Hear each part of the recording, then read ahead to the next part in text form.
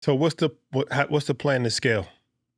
So in my mind, the next immediate thing, we just drill down like our main concentrated areas. Mhm. So we got like 8 different areas that we want to build hubs at. So locking in our storage and warehousing and locking in our distribution team around that, and then upping the ante on the promotion. So we got a goal in our Bigger Than Water campaign to get 5,000 monthly subscribers spending $20 monthly for our $1 million plan.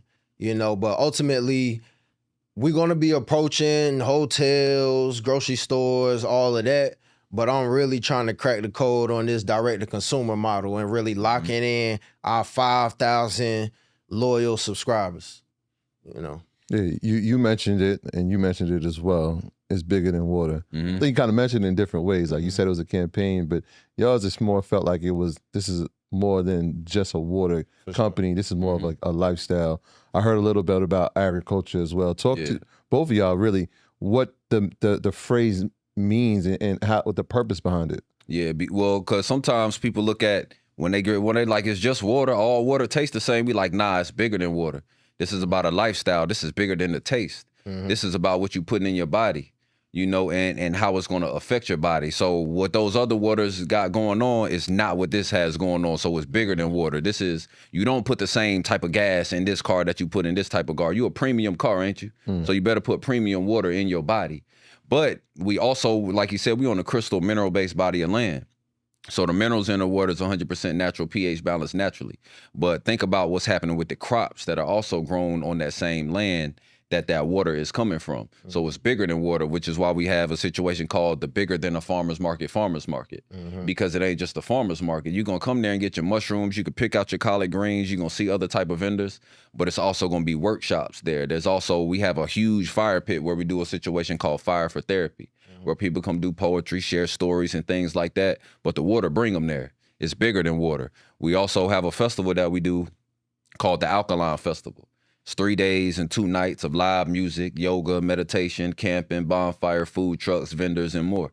But it all started with the water. It's bigger than water, you know, so people come there for that and they get an entirely different holistic experience. And all of the inspirational messages and things that we've heard from people that have come and experienced that, because we built showers out there because people gonna be there for 3 days and 2 nights. So people need to wash, but they are showering in the alkaline water as well. So they're not just drinking it, they showering in it. It's bigger than water. Your skin is your most exposed organ.